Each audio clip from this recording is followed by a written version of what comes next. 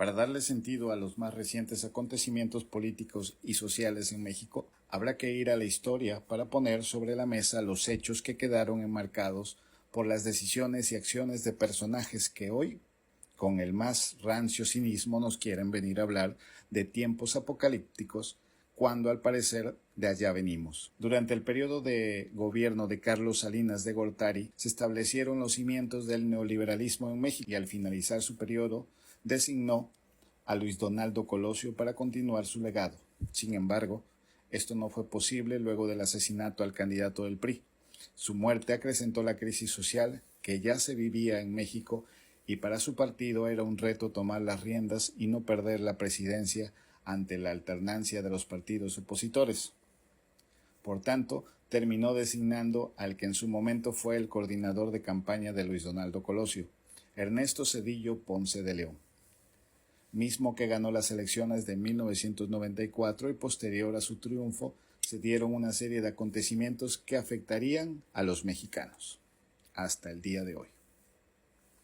Salinas, al quedar relegado por Ernesto Zedillo y frente a lo que comenzaba como uno de los más terribles sexenios en México, relató en su libro La década perdida lo siguiente: el debilitamiento del Estado de Derecho fue una constante a lo largo de la década neoliberal. Se ha publicado que el primer gobierno neoliberal empezó con un golpe a la Suprema Corte de Justicia de la Nación. Ocurrió a finales de 1994 mediante una reforma constitucional. La Corte cambió totalmente su integración. Fue notable que en el pleno siglo XX cada uno de sus nuevos ministros, 11 en total, fueron seleccionados, propuestos y ratificados a iniciativa del mismo presidente de la República. Este hecho excepcional ocurrió, no obstante, en enero de 1995, cuando todos los ministros de la Corte fueron removidos y sustituidos por el presidente en turno, Ernesto Zedillo. Así quedaba claro la ruptura entre el expresidente Carlos Salinas de Gortari y el recién resucitado neoliberal Ernesto Zedillo, quien traicionó a Salinas después de ser nombrado sustituto de Luis Donaldo Colosio.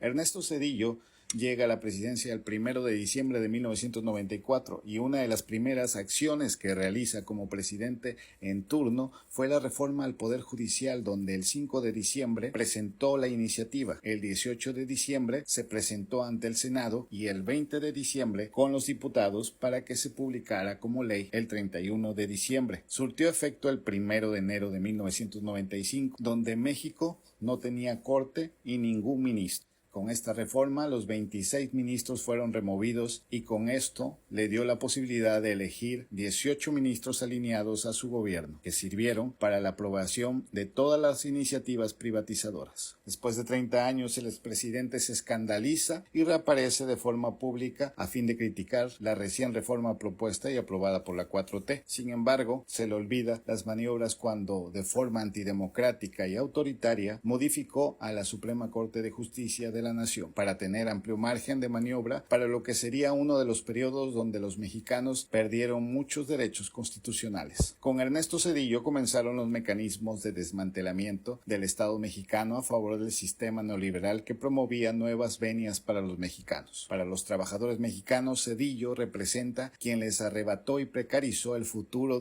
con la reforma de pensiones, donde se sustituyó a la ley de 1973 del IMSS, en el cual los trabajadores mexicanos tenían la posibilidad de jubilarse a los 65 años y obtener una pensión del 100% de su último salario percibido. Para la generación de mexicanos que nacieron después de 1980, ya no cuentan con este derecho como trabajadores. Pero como nada es suficiente cuando se ostenta poder, continuaron los cambios y la mercantilización de la República. Así continuó la privatización de aeropuertos, banca mexicana, ferrocarriles, puertos, electricidad, gas, satélites, minas y pesca durante su gobierno, permitiendo no solo al capital extranjero invertir, sino enriquecerse al amparo de las leyes que le beneficiaron y asumiendo los costos el Estado mexicano. Con el error de diciembre, Zedillo ponía sello a lo que sería su administración, buscando beneficiar a los capitales extranjeros y desapareciendo las garantías de los mexicanos. En 1998, el gobierno de Zedillo operó un fondo para el rescate de bancos en riesgo de quiebra debido a las altas carteras vencidas. La banca mexicana había sido privatizada y el ejecutivo en turno instruyó al Congreso de pasar esa deuda de la banca privada en deuda pública interna. Esto fue posible gracias a los partidos del PRI y el PAN, quienes avalaron esta iniciativa, y así, de manera autoritaria y comprometiendo el futuro de las juventudes mexicanas, Ernesto Zedillo endeudó las siguientes generaciones de mexicanos, precarizando su futuro. No es casualidad que Ernesto Zedillo resucite histérico de las cloacas donde ha permanecido durante años en silencio para increpar y denostar a la actual presidenta electa Claudia Sheinbaum, en nombre de los intereses de quienes han sido sus benefactores y ahora empleadores. El regreso de Zedillo a la vida pública no es más que el malestar de la caída de un régimen.